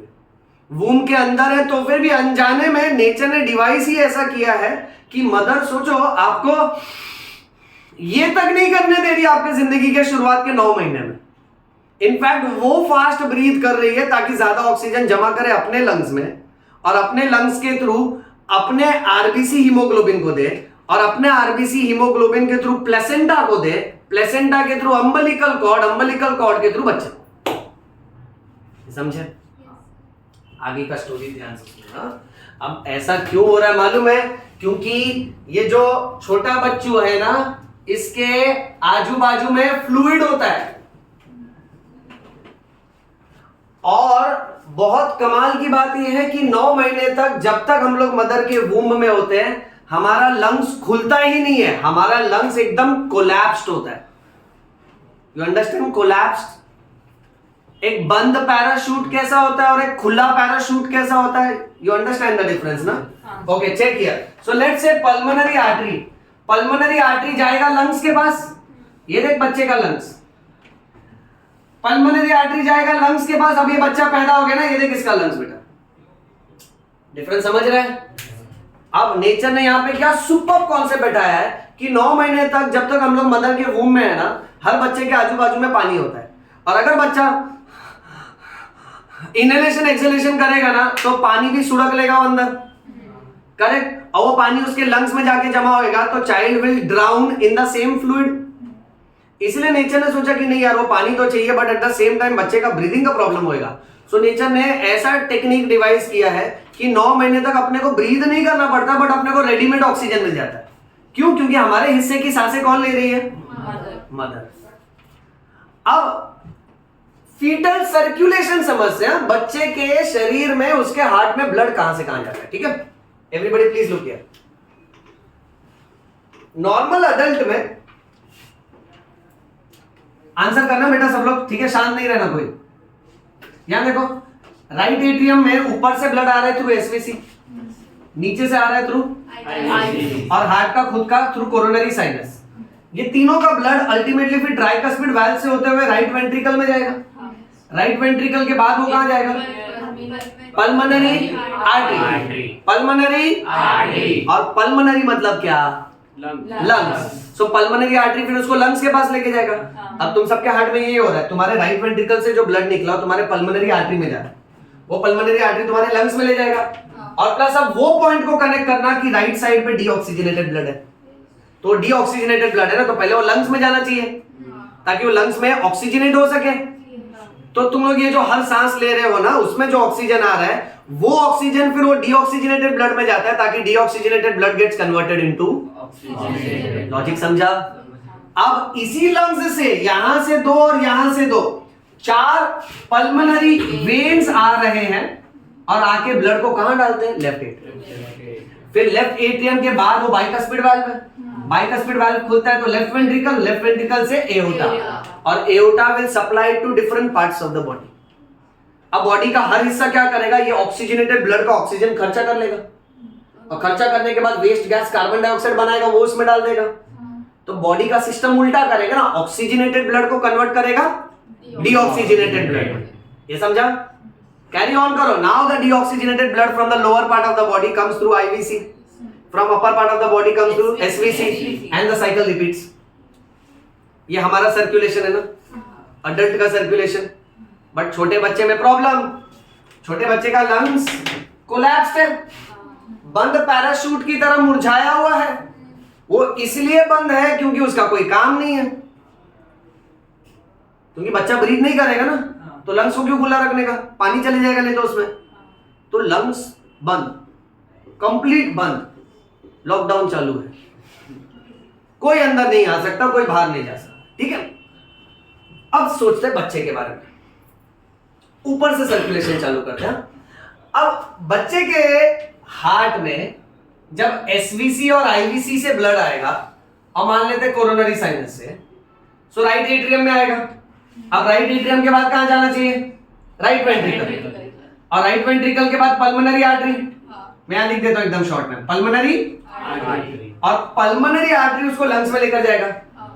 बट यहां तो लॉकडाउन चालू है, उधर म्युनिसिपैलिटी ने बोर्ड लगा रखा है, work in progress, use diversion, कोई दूसरा रास्ता अपना लीजिए, यहां का रास्ता बंद है। तो अब क्या हो रहा है मालूम है?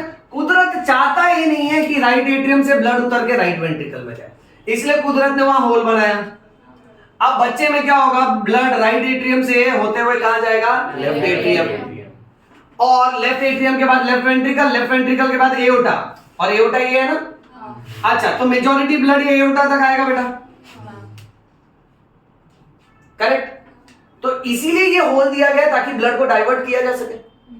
भले बच्चे में ब्लड मिक्स होएगा, ऑक्सीजनेटेड डीऑक्सीजनेटेड मिक्स होएगा, ठीक है, बट उसका फाइनल ऑक्सीजनेशन तो मदर के लंग्स में होएगा। बच्चे को जितना ऑक्सीजन चाहिए वो लेते रहेगा, प्लस कार्बन डाइऑक्साइड उसमें डालेगा, फिर वो मदर के बॉडी में जाएगा, उधर ऑक्सीजनेट होएगा। अच्छा, जहां मेजॉरिटी ब्लड यहां से निकल जाएगा ना, कुछ ब्लड वो होता है ना कि मतलब सबको इंस्ट्रक्शन दिया गया, देखो ऐसा करना है, आपको राइट एट्रियम से राइट वेंट्रिकल नहीं जाना है, आपको खुफिया रास्ता से लेफ्ट एट्रियम जाना है। सब ब्लड मान जाता है, बट वो कुछ लोग होते हैं ना जिनको कीड़े होते हैं, ठीक है, तो वो लोग मानते नहीं। अब ये राइट एट्रियम वाले जो है ना, ये क्या, इसमें से थोड़ा ब्लड उतर के राइट वेंट्रिकल आ जाता है, तो राइट वेंट्रिकल भड़क जाता है एकदम। बोलता ए ब्लड पागल, अक्कल नहीं है क्या तेरे को? पढ़ के नहीं आया क्या रास्ता? गूगल मैप लेकर आना चाहिए था। बोलता साहब चिल्लाओ मत। बोलता क्यों नहीं चिल्लाओ, आगे काम चालू है, लॉकडाउन है, तू इधर क्यों मरने को आ गया? बोलता हेलो सर, रिस्पेक्ट, हाँ, मैं मरने नहीं आया सर, मेरे को बुलाया गया। बोला कौन बुलाया? मैं ही तो है इधर, और कौन? बोलता न्यूटन चाचा। तो राइट वेंट्रिकल शांत हो जाता है। बोलता हाँ यार, तेरे को भी फिजिक्स परेशान कर रहा है, मैं समझ सकता है। वो न्यूटन ना, वो नारियल के पेड़ के नीचे ही बैठना चाहिए था, एक आध चैप्टर्स कम हो जाते थे। तो फिर चुप रहे, उसका आत्मा आएगा ना पागल, मैं तो बच जाएगा, मैं पार्ट टाइम तांत्रिक है बेटा। ओके, अब पॉइंट ऐसा है, राइट वेंट्रिकल समस्या, हाँ यार ग्रेविटी की वजह से ब्लड आ गया। तो बोलते देख तू ग्रेविटी की वजह से आ गया, ठीक है, तेरे आधे से ज्यादा लोग लेफ्ट एट्रियम में जा चुके हैं, लेफ्ट एट्रियम से लेफ्ट वेंट्रिकल और लेफ्ट वेंट्रिकल से एओर्टा। अब मैं तुझे एक रास्ता बताता हूं, तू ना ओके क्या करना, राइट वेंट्रिकल से पल्मोनरी आर्टरी में जाना, राइट एट्रियम राइट वेंट्रिकल, अब राइट वेंट्रिकल से पल्मोनरी आर्टरी। बोलता है देख मस्त वेस्टर्न एक्सप्रेस हाईवे है, वो दो में स्प्लिट होता है, वो दो पार्ट लंग्स में जाता है, समझ रहा है? तो ब्लड बोलता है हाँ समझ गया पक्का। बोलता क्या समझा? बोलता है वेस्टर्न एक्सप्रेस हाईवे लेने का, फिर दो में स्प्लिट होएगा, लेडीज इधर जेंट्स उधर। अबे चुप, इधर उधर नहीं जाने का, कच्चा रास्ता से जाने का, ओके, क्योंकि लंग्स काम नहीं कर रहे तो ये दोनों पार्ट बंद है बेटा, ओके, तब जाके अल्टीमेटली बचा कुचा ब्लड भी यहां से चढ़ेगा। अब सब घूम के तो एओर्टा में आया ना बेटा, यानी तुमने एक बात देखा, कुदरत लंग्स तक ब्लड पहुंचा ही नहीं रहा है, क्योंकि 9 महीने तक बच्चे का लंग्स एकदम डिफ्लेटेड है, कोलैप्स्ड है। अब मान लो 9 महीने बीत गए, सॉरी इतना जल्दी, हाँ बेटा अपन बायो वाले ना, अपने पास टाइम नहीं ना बेटा, हम लोग फटाफट बच्चा पैदा करा देंगे, okay, happy birthday to the Bachchu.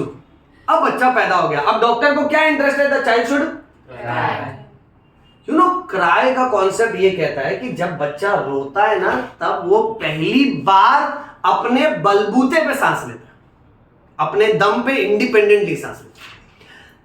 Let's have an activity बेटा, आप लोग है ना मुंह के आगे हाथ रखिए ऐसे थोड़े डिस्टेंस पे, और कुछ बोलिए। अच्छा ठीक है, काम करो, मेरे क्वेश्चन का आंसर करो।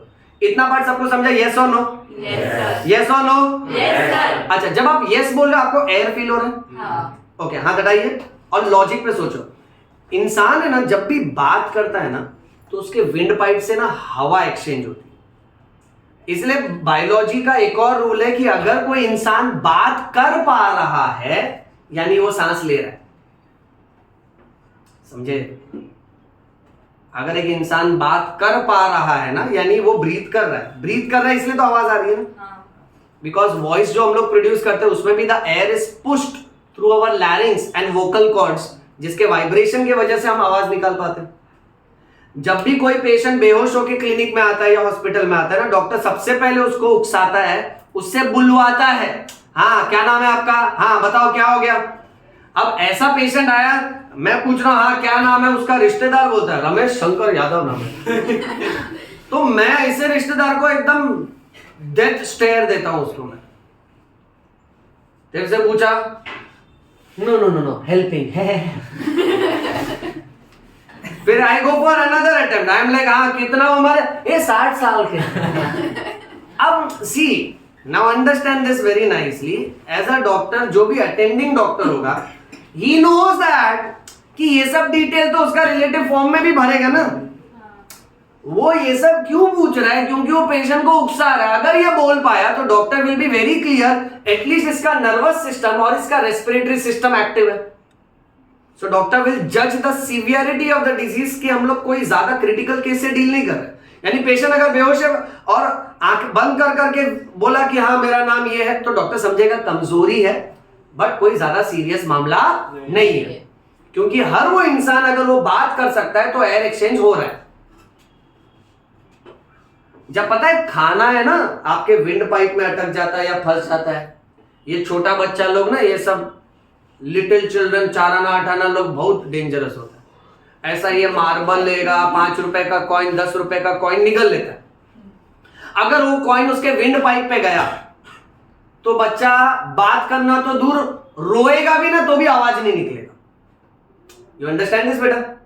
ओके, इसीलिए ये जो केस होता है ना, इसको चोकिंग बोलते हैं। क्या बोलते हैं? चोकिंग। हाँ, और चोकिंग के मामले में भी डॉक्टर यही सेंस करता है कि अगर पेशेंट बात कर पा रहा है ना, यानी ही इज नॉट चोकिंग। क्योंकि अगर असलियत में उसको चोकिंग हो रही है तो पेशेंट बात नहीं कर पाएगा। समझो हम लोग लेक्चर के बाद ना, हम लोग डिनर के लिए एक रेस्टोरेंट में बैठे हैं, हमने अपना ऐसा बैग निकाला और ऐसे बुक रखा और हमने ऐसे ऑर्डर दिया। अब पड़ोस के टेबल पे एक अंकल फिश खा रहा था, फिश, कांटे वाला मच्छी, और थोड़े टाइम बाद अंकल खांसने लगा। ये चालू हो गया, सब देखा है, डर गया, बोला अरे रे रे, चाचा का फोटो दीवार पे आ जाएगा लगता है, और हमारा होटल का नाम खराब होएगा, इधर हो गया ऐसा। सही बात है ना? सो होटल का मालिक भाग भाग के आया, देखा तेरे टेबल पे बुक रखा है बायोलॉजी का, तू उधर लिखा है योयो बायो, तो समझ गया है तू डॉक्टर अवस्थी का स्टूडेंट है ना? हाँ, बहुत नाम सुने, आज देखते सर कितना सिखाते तुमको, इधर चल बचा इसको। करे ये कौन से धर्म संकट में डाल रहे हो हमको? मैं तो डॉक्टर बन रहा हूं, बना थोड़ी हूं। बोला वॉट एवर, तुम योयो बायो वाले बहुत बोलते हो ना, आप अपने ज्ञान का एप्लीकेशन दिखाओ यहाँ पे। सो रूल नंबर 1, अपना स्टूडेंट क्या करता है, वो ये लेक्चर याद रखता है। वो बोलता है मैं उधर जाएगा नहीं, इधर बैठे बैठे उसको ठीक कर देगा। सबको बोलता है ऑडियंस एक्सक्यूज, पब्लिक हट गया, पूरा लाइमलाइट इस पे। ये खाली दूर से पूछता, और अंकल चाचा क्या नाम है आपका? तो अंकल बोलता है मेरा नाम रमेश शंकर यादव। तो ये वहां बैठे बैठे सबको बोलता है सब लोग अपना अपना काम करो, uncle is not joking, uncle is joking. अब टेबल से उठने की बारी कब आती? जब हम उससे बात कर रहे होते हैं और वो बात ही नहीं कर पा रहा है और ब्रेथलेस दिख रहा है। अगर वो बात कर पा रहा है यानी इट इज नॉट जोकिंग। ये बात समझे सब लोग? Now come back to this and understand and let's favour these great saviours called doctors. Doctors जब बच्चे को रुलाते हैं ना, वो रूड नहीं है कि बच्चे को रुला रहे हैं, वो डूड है, वो बच्चे को बचा रहा है बेटा। वो जानता है अगर बच्चा रोएगा यानी रोना यानी ये बंद पैराशूट पहली बार खुलेगा और इसमें से हवा जाएगी तो ही तो आवाज निकाल पाएगा ना। इसीलिए crying is very important. Remember, first cry is the first breath. You get it everyone?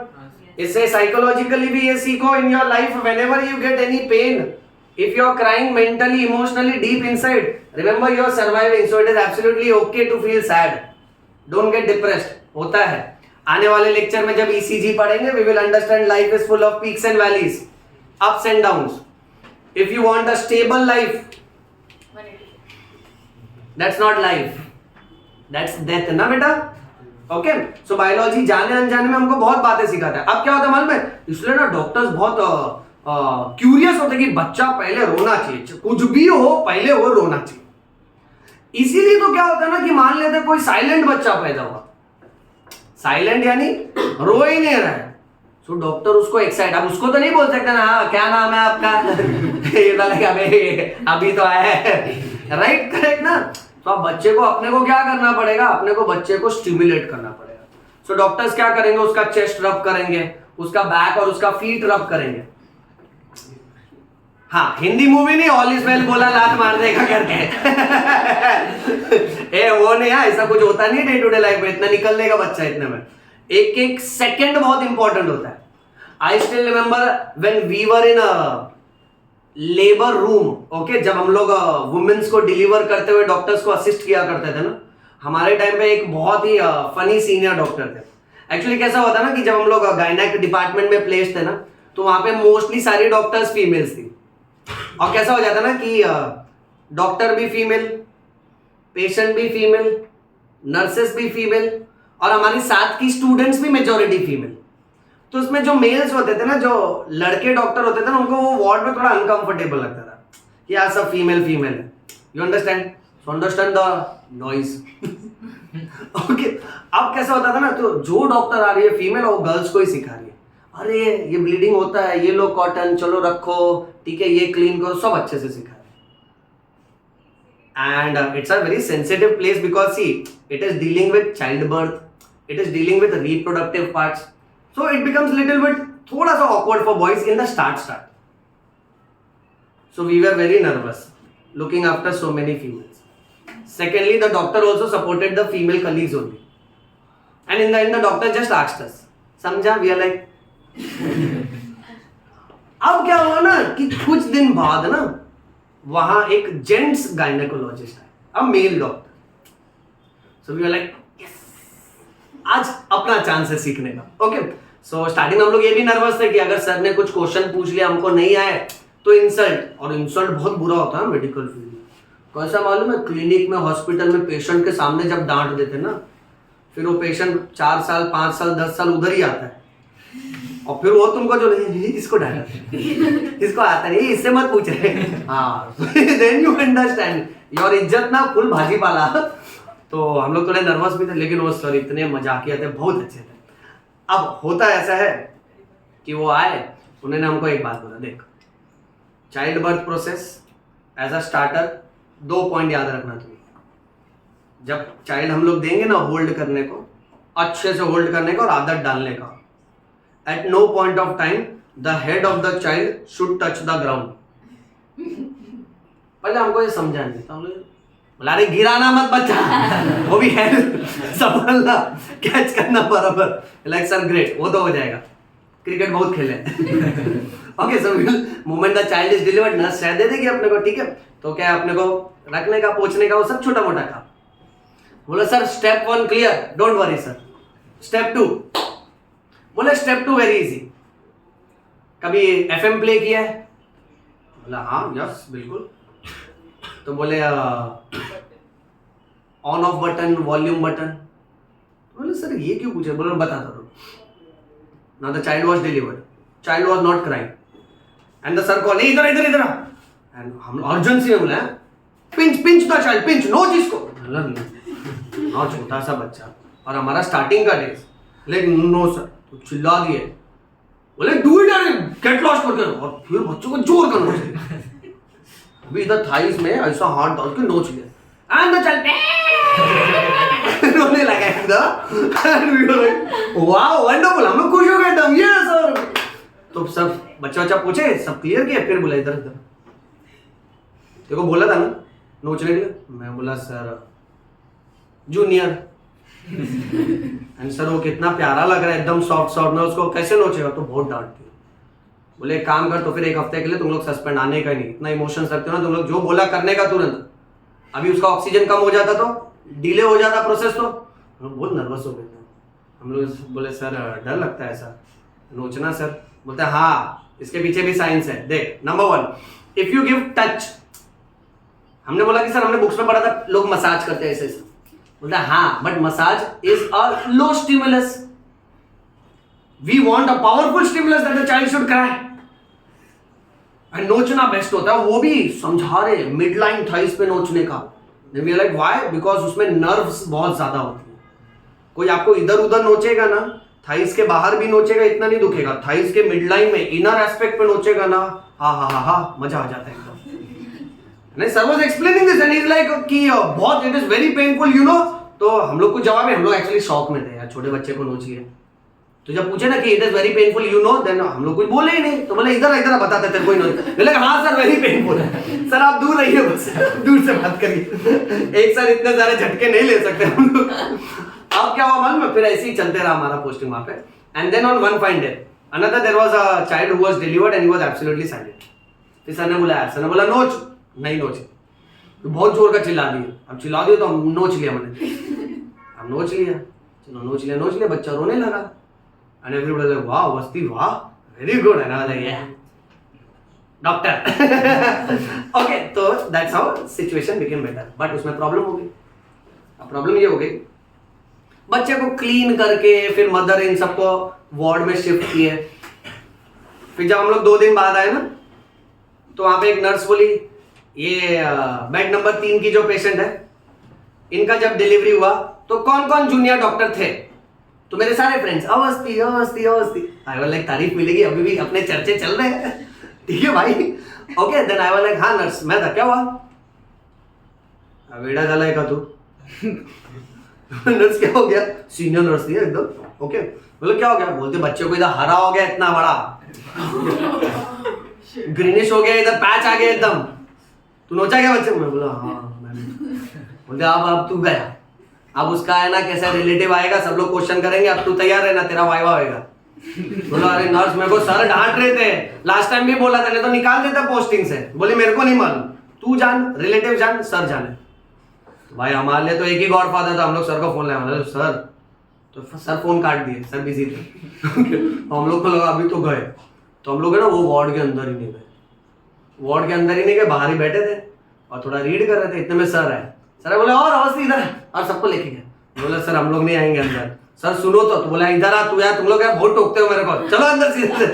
लेके चले गए अंदर। अब by the time actually nurse उनको बता के रखी थी, मुझे नहीं मालूम था। तो मैं चलते चलते वो पहले पेशेंट को देखना चालू किए, तो मैं चलते चलते बोला सर वो बेड नंबर 3 ग्रीन, मतलब इधर फोकस कर, बेड नंबर 1 पे फोकस कर। तो ऐसे पहले इसको देखे, हाँ सब ठीक है, इसको डिस्चार्ज कर दो, ठीक है। बेड नंबर 2 इसका ये इंजेक्शन चेंज करो। बेड नंबर 3 अब उधर आए तो उसका 1-2 रिलेटिव ऐसे, ठीक है। तो फिर बाद में मैं सर के पीछे छुप गया। तो फिर बाद में उसने सर को बोला कि सर ये इधर आओ, ये बच्चे को देखो इधर, ये ग्रीन मार्क हो गया, ये क्या है? तो सर एकदम हंसी में बोले ये भगवान ने इसको बर्थ मार्क दिया। कुछ बच्चे और ऐसा हंस रहे हो, हम लोग को भी देख रहे हैं, क्या हम लोगों को समझ ही नहीं रहा।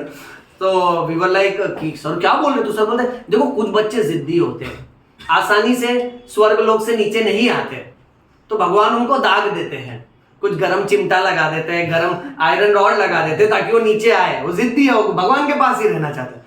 बड़ा जिद्दी बच्चा है, क्या रे जिद्दी है करके फाइट ऐसे मारे बच्चे से। तो आया सर क्या कर रहे हो यार, इधर लाल बिल हो जाएगा और प्रॉब्लम होएगा। ओके, फिर ऐसा बोल के और बोले सब कुछ ठीक है, कल परसों डिस्चार्ज हो जाएगा, चल दिए। और फिर रिलेटिव भी कुछ बोला नहीं, तो मैं आगे गया और जब पूरा राउंड खत्म हो गया मैंने बोला सर ये तो आप झूठ बोले ना सर, ये गलत बात है। तो बोले क्या झूठ बोले? देख मैंने उसको 2 बात बोला। पॉइंट नंबर 1 मैंने बोला बच्चा जिद्दी है। बच्चा जिद्दी था कि नहीं तुम लोग बताओ? था ना। रोया क्या एक बार में? नहीं रोया ना। अच्छा, दूसरा मैंने बोला कि भगवान ने उसको स्टिमुलेट किया ताकि वो धरती पर आए, एंड डॉक्टर्स आए, तो तुमने ही तो स्टिमुलेट किया, इसमें तो जिंदा है ना। Life and greenish mark, which was more important? Life. You understand? When you have to select between worst and bad, you will select bad ना। You get it? बोला वो टेंशन मत ले, वो सिस्टर को बोलेगा थोड़ा क्रीम लगाने को, सब क्लियर हो जाएगा। इसलिए तुमको फर्स्ट डे पे ये सिखा रहा था, तुमको भी ऐसा लग रहा था ना सॉफ्ट बच्चा है सर कैसे पिंच करूं, ठीक है, या फिर किसी को अगर चेस्ट कंप्रेशन देना है, हार्ट मसाज करना है, कैसे करूंगा मैं, राइट। तो उस टाइम पे इमोशनल नहीं होने का, बिकॉज तुम्हारे इमोशनल होने की वजह से पेशेंट का डेथ हो सकता है, क्योंकि टाइम डिले होगा ना। ये बात समझे सब लोग बेटा? ओके फाइन, चलो तो ये याद रखना, first cry is called as first breath. अच्छा, नेक्स्ट क्लास के लिए ये रखते हैं होमवर्क में। देखो एक कार्डियक टेम्पोनेट दिया था बेटा, और एक होमवर्क के लिए आप लोग नेक्स्ट क्लास में ये ढूंढ के आना। अब मुझे नेक्स्ट क्लास के स्टार्ट में याद दिलाना कि papillary muscle, chordae tendineae and columnae carneae, ये 3 टर्म्स डिस्कस करना है। एक्चुअली एक और सेक्शन है कंडक्टिंग सिस्टम का। ओके, एनीवे ऑलमोस्ट टाइम हो चुका है, तो हम लोग यहाँ स्टॉप कर देते हैं, बाकी का नेक्स्ट क्लास में करेंगे। एवरीबॉडी खाली इतना याद दिलाना सर, वो 3 टर्म्स बाकी थे, तो यहाँ से कंटिन्यू करेंगे, ठीक है? लेक्चर समझा सबको? यस। चलिए बंद कर दीजिए।